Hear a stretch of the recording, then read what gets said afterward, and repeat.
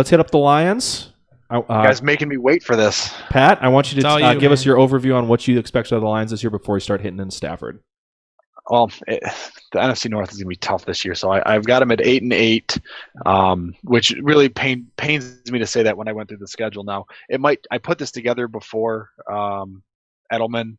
The news of Edelman came out, so I'm hoping his suspension is upheld and the Lions don't have to worry about Julian Edelman. But I think that might bump them up to 9-7, which I will gladly take. But I'm expecting big things out of the Lions this year. They went, I've got Stafford as a top 5 quarterback.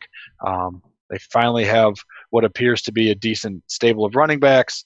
They're getting Kenny Galladay back. They finally got rid of Eric Ebron. And please, I don't want to talk about Ebron anymore. So I like what they've done on the offense. They've bulked up that offensive line. They brought in, Ragnow. They've got Decker back healthy for a full year. The biggest question mark I have with the Lions is defense, and specifically the secondary. They have Darius Slay and really nobody else. I would have liked to see, one of those picks spent a higher pick spent on a cornerback, but Tracy Walker in the 3rd round probably not gonna get it done at least this year. But I'm expecting, at least fantasy wise, big things out of the Lions. Real football wise, another kind of ho hum 8-8, 9-7 kind of year, miss the playoffs, and everybody in Detroit goes home unhappy. Who was that tight end that they just got rid of again? No, not doing it. Darren Fells? Darren Fells is the correct answer. I did not drink enough larceny to talk about Eric. All right. That's fine. We'll save that for the AFC South episode. Where do you got Matthew Stafford coming in your rankings, Pat? I have him QB 5. I think this is the year. I mean, he's been a top 7, 9-ish guy. I think one year he was QB 15, but he's right on the cusp. I think the emergence of Marvin Jones last year, a healthy Kenny Galladay for 16 games, and you know what you're going to get out of Golden Tate. I think those 3 guys plus a reliable tight end, plus Johnson, Riddick, Blunt. I think the combination of those 3 put him in the top 5 this year.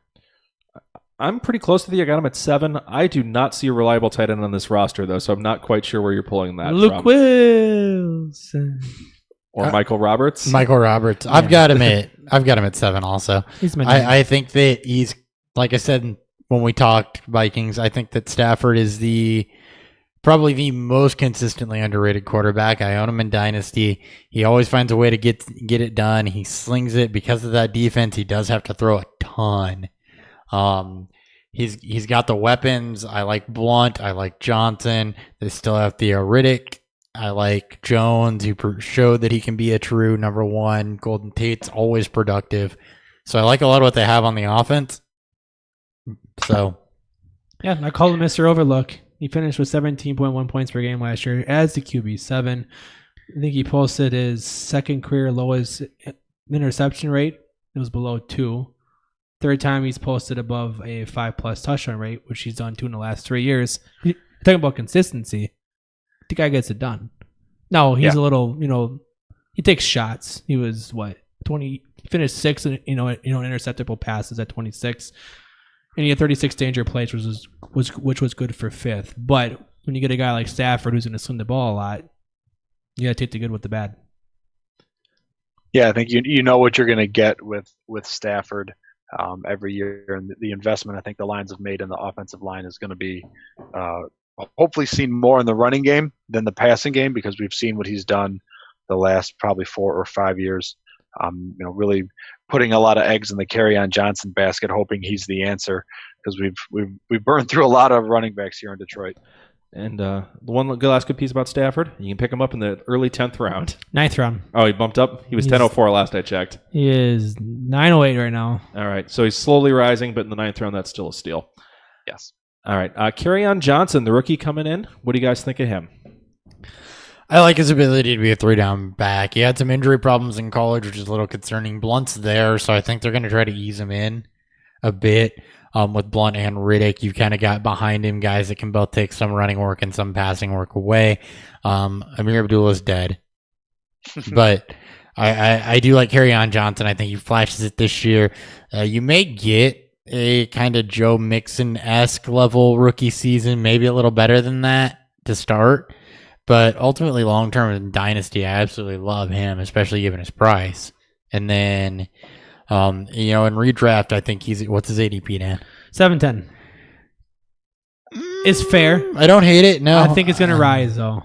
I think with, like we saw the same thing with Amir Abdullah after, a couple breakout games in preseason. I think Johnson could see that same rise where I think he's going to get pushed. Or some training camp hype. Something's going to push that up, and that scares me. It's on the high end of fair for me. But I think it's fair. Just because with Blunt there, he always seems to get work somehow, and you know what Riddick's going to do. But I still think Johnson has enough to where he can slide into the back end of the RB2s. So to settle a Dan bet, so there was does he get 200 touches? That was a shot bet made between me and Dan from Yanni's. Yeah, it was a Dan bet. Dan bet. Well, I'm still explaining it to everyone out there. I'm going to say yes. He does get 200? No, the initial shot bet was 200 carries. He's not going to get 200 carries. But I let him do touches anyways because I think that's fair. 200 touches is more fair. Well, it should be more fair. If he misses, it's not going to be by a lot. No. Or he gets hurt. I got to project it out, but I could see him just off the top of my head in the 180 to 210 range. Right now, I see him as 175, 185, 190. I think if he gets hurt, then that shot bet's gone. I'll tell Dan that, but I feel pretty good about it. All right, Pat? I think right now I've got it, it's June 7th. So, right now Blunt still gets the lion's share of the touches. He still gets all the See goal what you line did work. there. Lion share talking about the Lions. There it is. Riddick still gets all the passing down. So Kerryon Johnson, barring injury, he's probably getting a smaller workload to ease in. I like him a lot more in 2019 because Blunt's only on a 1-year deal. But 200 touches is a lot for a rookie, especially when you've got a guy like Theo Riddick who Riddick had 155 touches last year. You're going to take some touches away from Riddick to give them to the rookie. I don't think so. You've got a guy like Blunt who just runs the ball well in between the tackles. I don't think you're going to take touches away from him. So I see more on 135, 150 as far as touches go next year.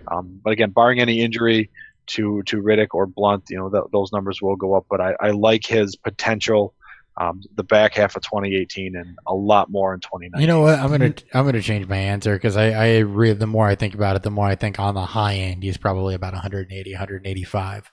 Low end about $1.50. Because I think we forget that Blunt seems to stick around. He does. He can't do things efficiently, but he seems to stick around. He doesn't make well teams win enough. Super Bowls apparently. So Riddick and Stafford have been comfortable together out of that role that they've had for the last 4 or 5 years. And Abdullah is dead until he gets cut though. So not talking about Abdullah because obviously we don't see any value in him. He's dead. Where do you have the 3 guys ranked if you have them ranked? Johnson's at 40, Riddick's at 45, and Blunt's at 55.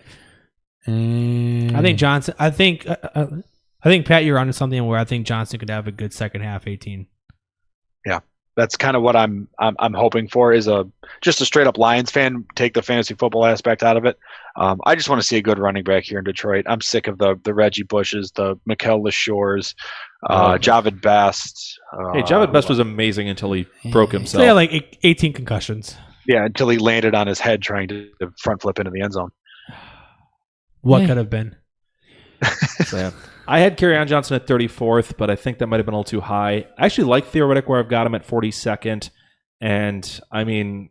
Blunt's hard to predict. I just don't know when it's going to I think he's going to be too inconsistent. I think considering they spent an early-ish second-round pick on Johnson... They traded up for Johnson. And traded up for him. I don't think Blunt's going to get between the 20s work. I think he's going to be strictly red zone. I had him at 38 for Johnson, 41 on Blunt, and 47 on Riddick. So you got them all kind of squished together. Yeah, they're all going to eat into each other's. Well, so it's Riddick and Blunt on their own. It's going to be ugly. You'll probably be taking a don't grab at own him. Blunt. I think Riddick's a fine, safe. End of draft. I mean, Riddick's ADP is 1105. Yeah. So what I'm hearing through all this is I want to own Riddick. Got it. It's like for most pass catching backs, you want to own them late. Yeah. If it's a timeshare, grab the pass catcher. Almost always the right call. Yeah. All right. Yep. Marvin Jones and Golden Tate finished 15th and 16th last year in points per game. How nice of them. And 12th and 13th in PPR leagues. Jones got the nudge. I want Tate, though. I want Jones.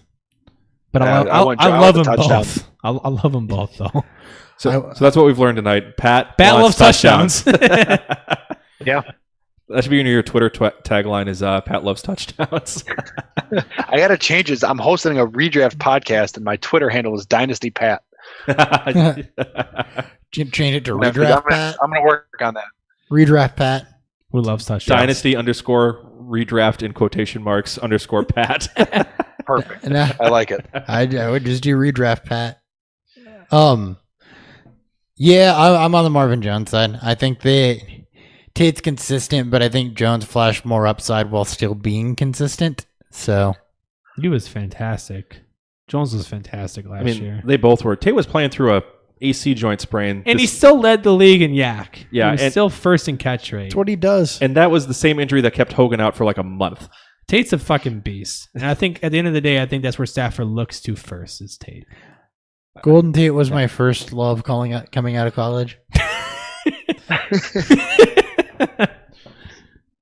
I was there for the Seattle years. So yeah, but yeah, Jones and Tate, they're kind of like Notre Dame. They're kind of like Diggs and Thielen, where I want both. Personally, if I'm picking one, I'm taking Tate, but I've been a Golden Tate guy for years now. Here's the ADP. Tate's 506, Jones is 511. Okay, I'll take Jones. So it's pretty much it's 2 rounds later, Diggs and Thielen. Yep. Actually, at the 5th round, I'm probably going to grab one of the two in that round. I might grab one of each. Oh, I'm sure one of them will be my wide receiver too. I'm going to be fighting you guys for Lions players this year, aren't I? Yep. So one league I own Cousins, Diggs, and Jones all on the same team. Love it. So I'm happy with all three of those guys. And the comparison there is kind of funny because there's some stats going around on Twitter. You got Marvin Jones and Golden Tate combined for 153 receptions, 2,104 yards, and 14 touchdowns. Thielen and Diggs combined for 155 receptions, 2,125 yards, and 12 touchdowns. So they're damn near equal. Yep. And then the Vikings pair just got a quarterback upgrade, so that should even get a slight bump on that. But that's awesome to hear those combos. The North is going to be fun. And I think they're all decently undervalued by a lot of people, especially if you look at dynasty value. Oh, yeah, they are, all 4 of them. I've been kicking the tires on Jones in a lot of leagues. I own him in a couple. I'm sad I sold them. All right.